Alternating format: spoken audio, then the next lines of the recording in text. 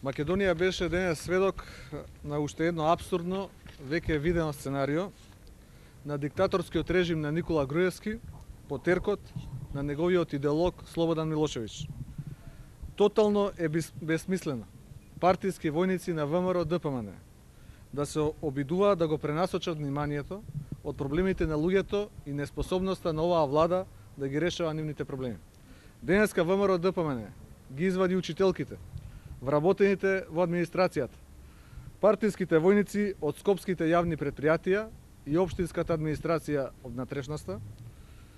На нив се приклучија и нивните послушни вазали, познати платеници кои за пари ги продадоа интересите на земјоделците да протестираат тука пред седиштето на СДСМ. На сила донесени луѓе пред седиштето на СДСМ без мотив, сосема задоволни, со добри примања, како што можете да видите, за 15 минути се разотитаа. Одете, видете ги измачените тутунари, кои поради својата мака протестираат еден месец, а денес пред собранието цел ден седат и покажете трошка почит за достоинството на луѓето во оваа земја. Денеска владата покажа дека ја бива само за поделби, конфронтации и предизвикување на инциденти. Еве само неколку примери за тоа кој стои и каква цел има овие протести пред СДСМ. Ивица Бабунски, председател на месен комитет од ВМРО ДПМН од село Драчево. Илија Божиновски, технички секретар на општински комитет на ВМРО ДПМН Кичево. Ова се само малку од многуте примери кои се фотодокументирани тука пред седиштето на СДСМ и кои јасно покажуваат дека сценариото на Груевски по теркот на Милошевиќ е неуспешно. Благодарам.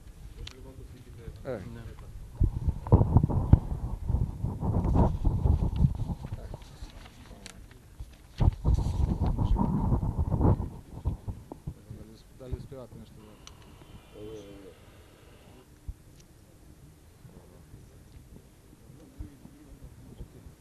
Не се од ДБК слики.